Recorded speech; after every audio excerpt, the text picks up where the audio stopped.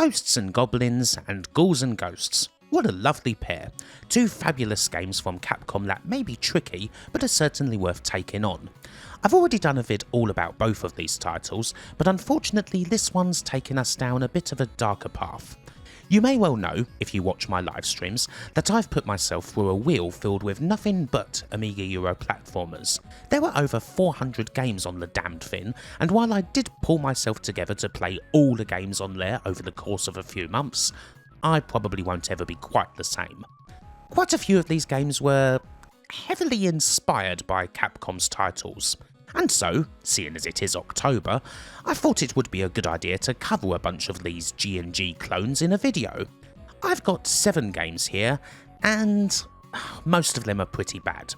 Indeed, a couple of them are considered amongst the worst titles ever released for the Amiga, and I can assure you that's quite the achievement. But there is some intrigue here, and there may possibly even be a good game to come from all of these titles. Possibly, you never know. So let's not waste any more time.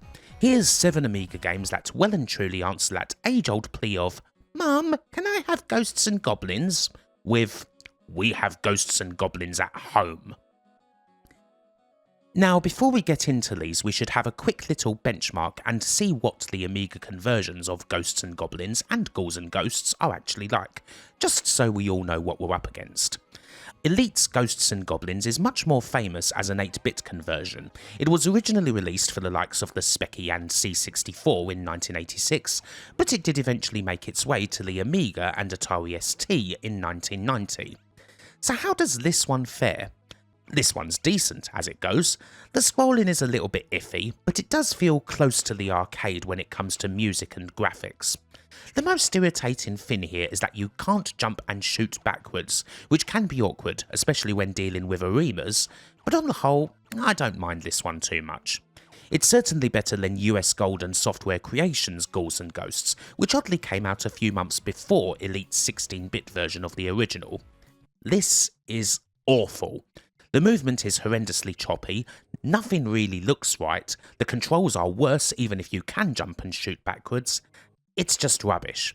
The only plus point is that, as always, Tim Follin's music is different, creative, and thoroughly excellent. Software Creations did actually do some pretty good Ghouls and Ghosts conversions for the 8-bits, especially the Spectrum, but this Amiga one, yeah, this isn't it. Anyway, now that we've seen what the real thing's like on the Amiga, let's go and have a look at some clones. I suppose a good place to start would be with one of the more famous G&G inspired games out there. This is Elite's Beyond the Ice Palace from 1988. Following the success of their 8-bit conversion of Ghosts and Goblins, Elite came up with this title that has an odd little story behind it. It's the one that was originally supposed to be a Thundercats game but got delayed, so Elite picked up a nearly finished and not very good title called Samurai Dawn from FTL and switched that up to Thundercats, eventually releasing this as an original. Some have fond memories of this one on various platforms, mostly the 8-bits. It reviewed pretty well back then. But this is one game where the more I play it, frankly the more I hate it. It is so frustrating. The slightest chance of progress usually depends on having a specific weapon to hand, you have to go through certain routes to get them, and while you do have a screen clearing spirit at your disposal, even that's not always dependable. You die in one hit, and while you get 8 lives, trust me, you will burn through them fast. Even if this is actually a pretty short game indeed with only a couple of levels, it's basically a load of bashing your head against the wall, trying to find the right path or really just getting lucky. The major saving grace is David Whittaker's wonderful music. However, here on the Amiga, even that's ruined by the addition of awful sound effects. When one enemy in particular appears, my god, it's not often that I have to reach for a mute button, but that's certainly going to do it. Beyond the Ice Palace, I feel, is a game that got popular simply because of there not being too many other arcade-style games like it on the computers at the time. While it is certainly better on the 8-bits, particularly C64 and Amstrad, than it is on the bloody Amiga, which actually might be one of the worst versions, this is just completely unfun for me. Maybe a lot of people just remember that awesome music and forget about the actual game. Still, it is worth noting that the old Ice Palace is getting a revival. Yes, Beyond the Ice Palace 2 is going to be coming soon to Steam and all modern consoles.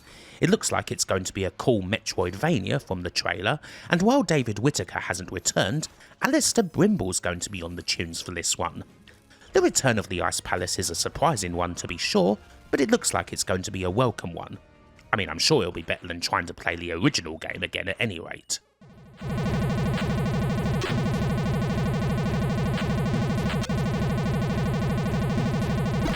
Belial might also be one of the better known G&G clones, and it's certainly one of the most disliked. This 1989 title comes from a land down under, published by Entertainment and Computer Products, or ECP, and developed by Sector Software, who did this and one other game called Invasion. This is number 6 on Lemon Amiga's list of the worst MIGI games of all time, and it's easy to see why.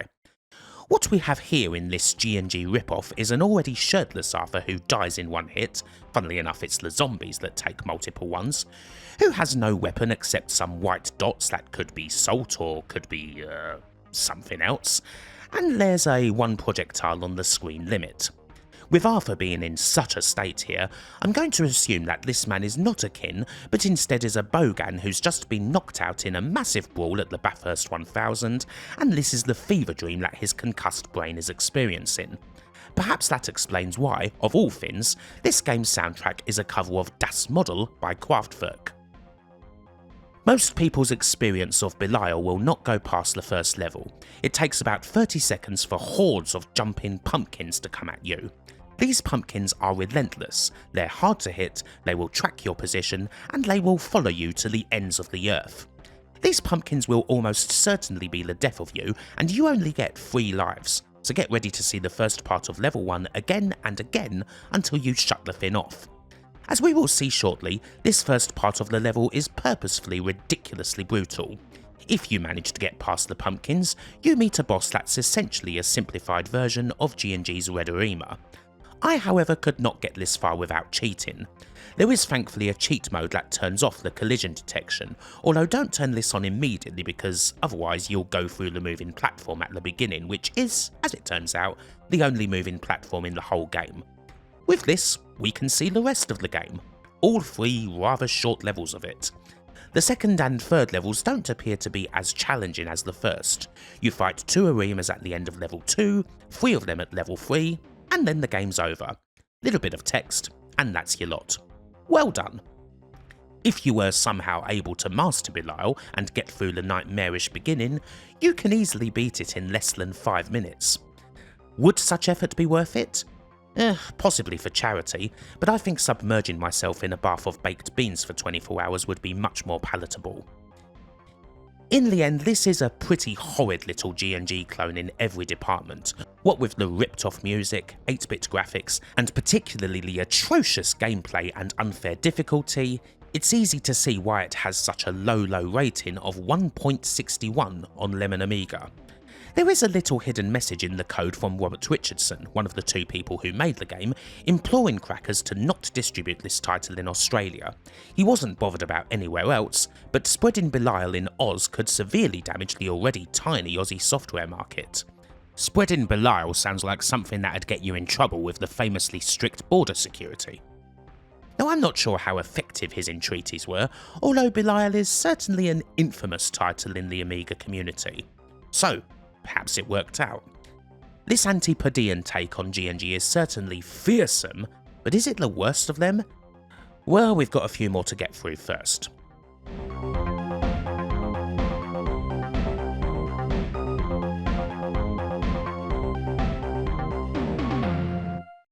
The Sword and La Rose takes us to the land of Codemasters, where apparently the fun starts here. However, having tried to play this a few times, I'm not really convinced that it does.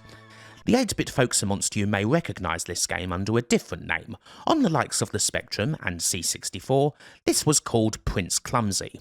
I had this on the Specky back in the day and I actually remember liking it, but this 16-bit version? Nah, it's no good at all. What we have here is a flick-screen GNG-esque game, one where the enemies all appear at random and there is a bit more exploration involved. The whole game is essentially one big level, but you have to find a key in each section in order to unlock a portcullis and move on to the next one. It is really quite clunky, it must be said.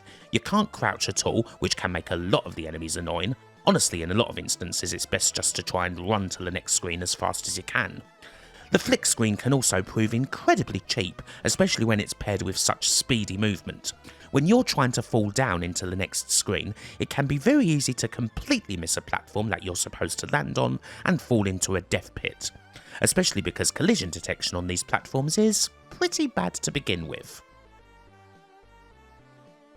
Generally, the Sword and La Rose is a rather irritating experience indeed. Cheap and nasty with some really quite terrible jumping mechanics, a game that really shouldn't have been flick screen, and a hopeless hero who struggles to deal with any of the rather generic enemies on show. Still, it's nowhere near the level of something like Belial, that's obvious. Hell, I might just put it over the Amiga version of Ghouls and Ghosts, even though that's not saying a lot. For a start, we do have some pretty decent game music thanks to the ever-dependable Alistair Brimble. That's definitely the best thing on show here, and this game is also a budget title. It may not be great, or even remotely good, but at least it was a measly $4.99 in the shops. One other thing, I'm not totally sure why they changed the name of the game for the 16-bit versions, as the game's no different aside from that. There is an ancient RKO film with the same name and a similar oldie England setting, but that's clearly unrelated. Anyway, if you're going to play this, well, go and fire up Prince Clumsy on either the Spectrum or C64, have a perfectly acceptable time with it, and forget entirely about this thoroughly inferior 16-bit version.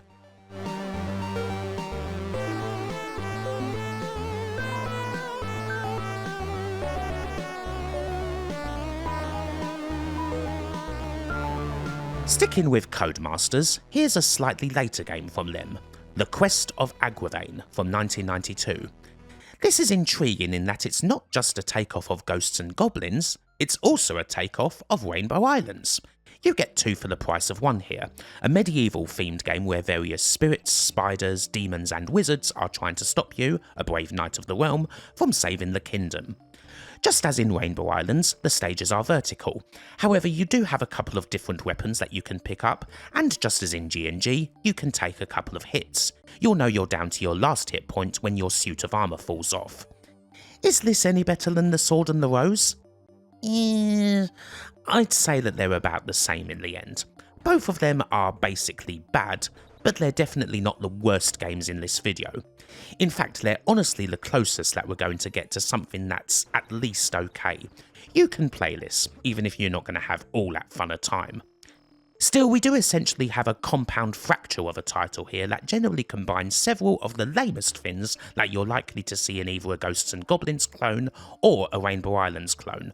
Scrolling that's dodgy, jumps that are just that little bit too big and often result in you bumping your head on an enemy that's just appeared, a whole load of occasional bullshit where it feels like every damn thing's going to stop you from making progress and there's little you can do about it, all that sort of thing. Quest of Agravain is neither the worst G&G ripoff, nor is it the worst Rainbow Islands ripoff. Far from it, in fact. But it's still certainly not something I'd suggest ever playing more than once out of sheer curiosity. Hell, go play Cody's Captain Dynamo if you want a better Rainbow Islands-esque vertical platformer. That's much more bearable.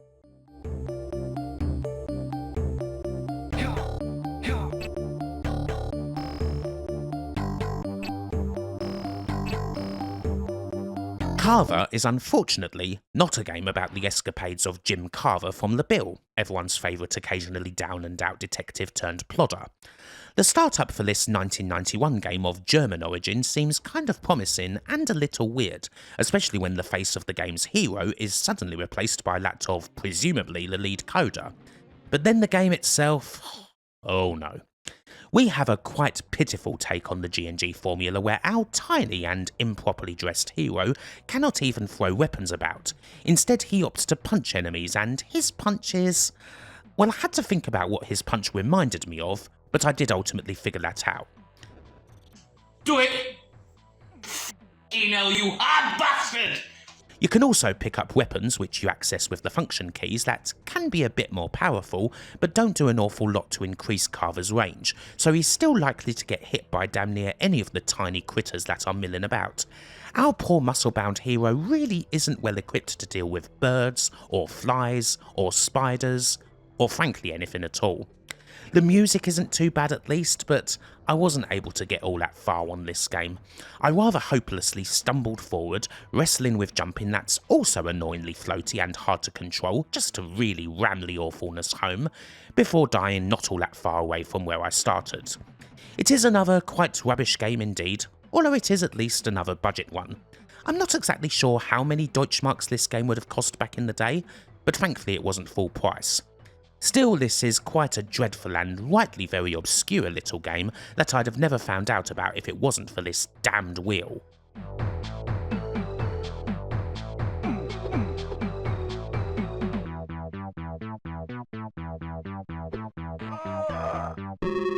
Now, this next one isn't strictly a Ghosts and Goblins ripoff, but it's certainly close, and it's also an amusingly obscure and weird subject. This game here is Caverns of Palle, and it dips our toe into the work of an Australian man named Kyle Hodgetts, a rather interesting fellow who made various computer games and arcade games back in the late 80s and early 90s that are even more direct rip-offs of other titles than the games that we've seen, to the point of using the same sprites even. This is more of a rip-off of Rygar than it is of Ghosts and Goblins, but a lot of the sprites here are also taken from Capcom's Black Tiger, including the main hero, along with others from Rygar, and they're all thrown into a game that's very bad indeed. One funny thing about these Kyle Hodgetts games is that usually your hero falls down onto the stage whenever he loses a life, so if you position that screen just right and get a gap into the correct place, you can easily trigger a death loop. That sort of thing's just lovely, although not so much if you were to trigger it by accident. Caverns of Palle is but one of a series of Amiga games by Kyle Hodgetts that are minor variations on this theme. We also have the likes of Evil Dawn, Aztec Warrior, and Kin of the Barbarians, all of which appear to take Rygar as their main inspiration, and then take other sprites from all over the shop. There's even more intrigue to be had when looking at some of the arcade games he's created. Just look at Dark Tower here, a Bubble Bobble-esque spooky game that takes sprites and graphics from Ghosts and Goblins, Rygar, Black Tiger and Snow Brothers, uses Double Dragon hardware and takes the music and sound effects from that game, and for all that is actually a rather entertainingly silly title. Indeed, there's quite a story behind the man in general. Computer games are but one part of it, and he's often been featured on Australian news for various reasons. Whether they be of a more investigative nature, something that resulted in him attempting to sue Nine Network for $2.5 billion in 2017, or treating atherosclerosis via the administration of cyclodextrins. I'm not kidding. The man has certainly had a storied career, full of twists and turns, and these bad old games only really scratch the surface. You would certainly want to have a chat with the guy, that's for sure.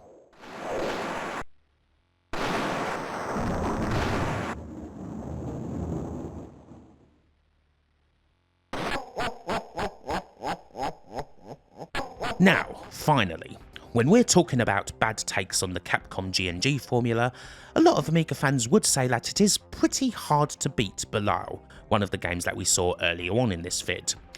However, there is one other game that can truly contend with that title's pure misery, and it is also a perfect one for this spooky season.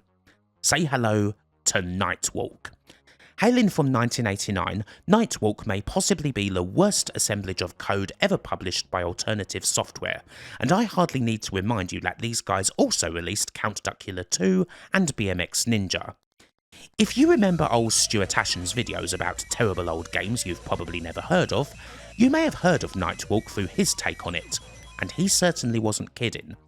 This may be the slowest game on the Amiga, or indeed on the Atari ST where it originally spawned on, and I'd include strategy games in that one. You play as this clunky Arnie-esque hero, at least he looks kinda similar from the side until you get to have a look at his hilarious face, and you inch forward dealing with zombies, bats, and other assorted creatures of the night with your bow and arrow. This bow is quite amazing. Not being able to move while using the bow isn't unusual, but you actually can't even move while the arrow is still on the screen. You're simply there, paralysed, until it leaves the area of combat. Naturally, enemies will kill you if you get too close. Hell, they may even kill you as they're dying if they get too far inside. And obviously, you only get 3 lives and no continues. Not that you would want to continue playing this game. We don't have a cover of Das Model on the soundtrack, but we do have some pretty naff music. And the graphics? I scarcely need to say anything. Undoubtedly, this title is a true horror indeed. The Lemon Amiga community have bestowed a score of 1.75 on this title, enough for it to be in the site's bottom 20 of Amiga games. But is it worse than Belial? Oh, gee. Honestly, I don't know. It's very close. Both of them are titles that quite frankly get absolutely nothing right. Broken in the extreme. I think though, based on the graphics being a little bit brighter, and the silly Kraftwerk soundtrack being that little bit more amusing, if I were to choose one of these games to play, if there were absolutely no other alternatives, I think I'd have to go with Belial. Although frankly I'd rather just give up gaming entirely than play either of them ever again.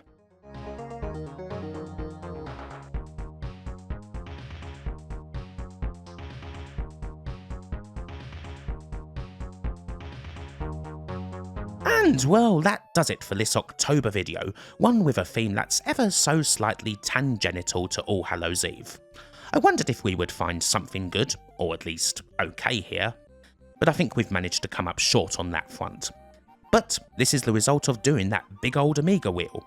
I now have a whole load of generally not very good Amiga obscura that I've experienced that will gradually need highlighting as and when I am physically and mentally ready to do so. This, well, I'm afraid it's only the beginning. The next video will hopefully involve something brighter, and definitely better, but until that time comes to pass, bye for now.